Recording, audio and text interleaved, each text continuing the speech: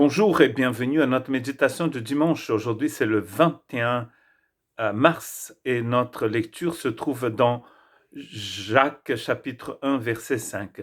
Si l'un de vous manque de sagesse, qu'il la demande à Dieu, qui donne à tous simplement et sans faire de reproches, elle lui sera donnée. Nous venons donc de changer notre thème pour cette année et nous allons donc parler de la connaissance du Seigneur.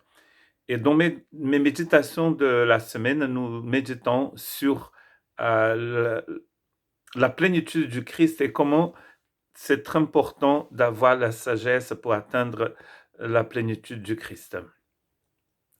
Et donc ce texte de Jacques, donc Jacques chapitre 1 verset 5, les versets qui précèdent ce verset-là vont nous faire un genre c'est le programme que Jacques annonce pour son épître. Donc, je voudrais lire les versets qui précèdent donc le verset 5, en commençant par le verset 2. Mes frères et sœurs, considérez comme un sujet de joie complète les diverses épreuves auxquelles vous pouvez être exposés, sachant que la mise à l'épreuve de votre foi produit la persévérance.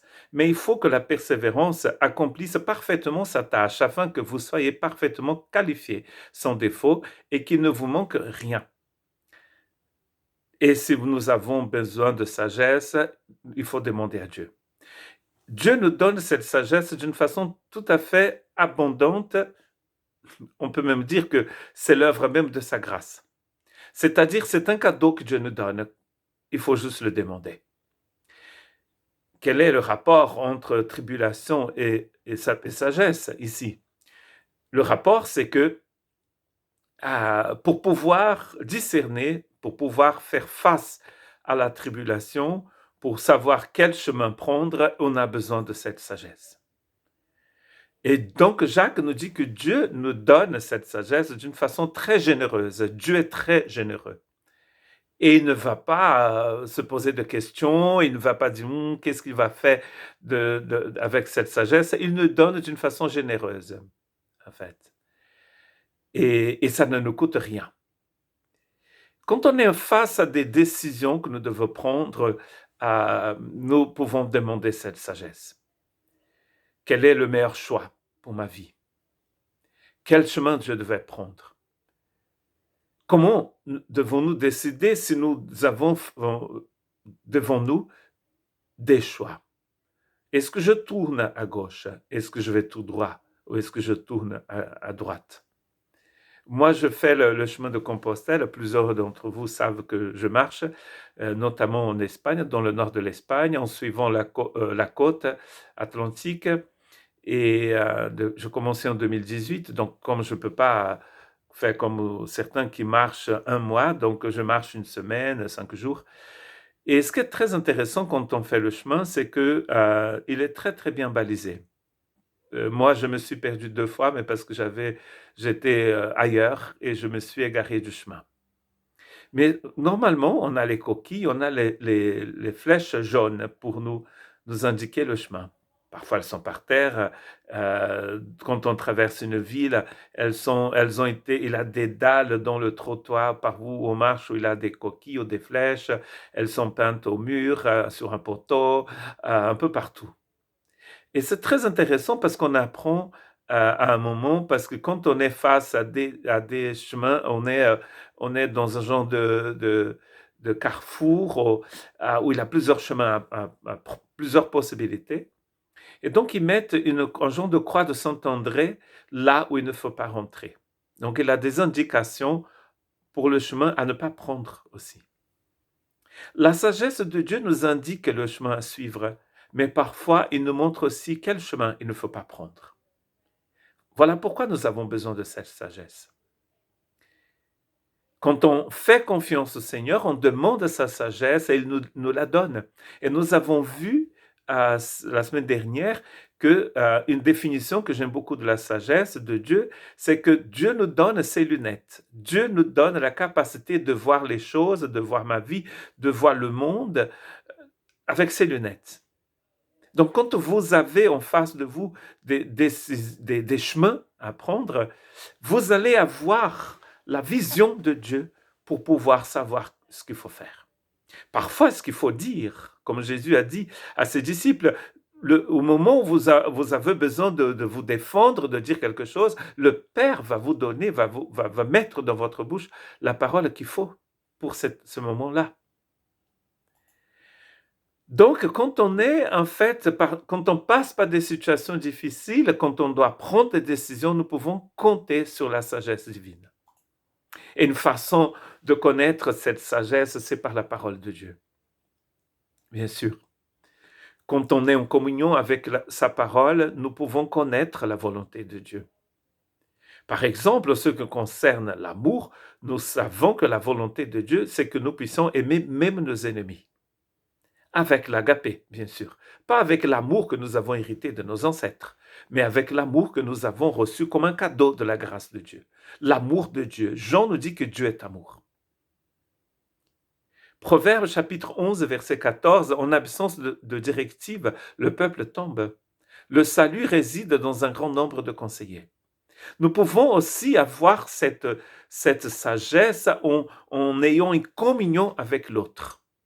Nous pouvons apprendre à connaître cette sagesse du Seigneur par la communion avec l'autre. Quelqu'un qui a reçu une parole de sagesse va pouvoir nous conseiller, nous aider à savoir ce qu'il faut faire aussi. Dieu utilise son peuple. Dieu peut vous utiliser à aider une autre personne à ne pas tomber dans un trou. Car quand il n'y a pas de directive, dit Proverbe 11, le peuple tombe.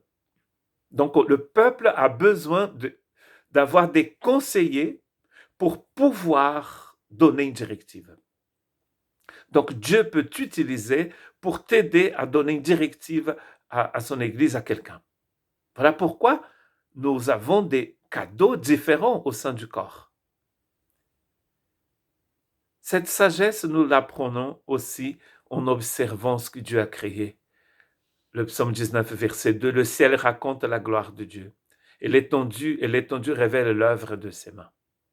Nous pouvons connaître la sagesse divine en voyant la nature, en voyant ce que Dieu a créé. Mais la meilleure façon de le connaître, c'est d'avoir cette relation avec lui, où nous entendons sa parole, où il nous parle, où nous lui parlons aussi. Et nous pouvons garder cette communion d'une façon quotidienne avec Jésus. Nous sommes en communion avec le Père par le Fils. C'est Jésus qui le dit, nul ne vient au Père que par moi. Donc, est-ce que nous développons une relation quotidienne avec Jésus? Est-ce que nous laissons son esprit nous parler, nous montrer ce qu'il veut pour notre vie? Quand on a les lunettes du Seigneur, c'est parce que nous avons le Seigneur en nous. Comme nous avons la vue, la façon de voir du Saint-Esprit, c'est parce que le Saint-Esprit habite vraiment en nous. Et nous habitons en lui. Il a cette communion. C'est quelque chose que nous avons en commun, une relation commune entre moi et le Seigneur. Et là, du coup, je suis rempli de sa sagesse. C'est pas quelque chose que je vais chercher quand je suis dans une situation extrêmement difficile et du coup, je vais voir un prophète, je vais ouvrir une carte, une genre de boîte magique avec plein de versets dedans pour entendre une parole. Vous ne pouvez pas gagner une guerre si vous n'êtes pas préparé à vous battre. Ça ne sert à rien de partir demain pour faire le marathon de New York si vous n'avez jamais couru. Comment pouvez-vous faire le marathon de Paris, celui de São Paulo, ou un autre de Tokyo, et n'importe, enfin, quand il n'y aura plus de Covid, comment pouvez-vous courir les 100 mètres si vous n'êtes pas un athlète? Cette sagesse, nous l'avons besoin tous les jours. Quand la tribulation arrive, on sera prêt. Vous ne pouvez pas passer un examen si vous n'étudiez pas. Tiens, je veux passer un examen de 4 heures demain. Souvent, ici en France, les examens sont durs pour les et secula seculorum, pour les siècles des siècles. Vous ne pouvez pas réussir un examen comme ça si vous n'avez jamais étudié. Quand on court, quand on sait que la vie est une course, nous nous y préparons. En amont, nous sommes en train de nous nourrir de la parole du Seigneur. La sagesse de Dieu est dans notre cœur et nous sommes remplis de cette sagesse pour pouvoir faire face aux moments difficiles qui viennent. Nous savons, parce que le Christ nous a dit, dans le monde, vous aurez des tribulations. Il n'a jamais caché ça. Nous savons que nous aurons de tribulations. Mais nous savons aussi que le Christ est avec nous et qu'il nous donne sa sagesse pour que nous puissions faire face à ces tribulations. Parfois, elles nous arrivent comme ça. Nous ne sommes pas prêts. Et ça nous surprend. Ne soyons pas surpris par ces tribulations dont le Christ nous a dit que nous aurions dans ce monde.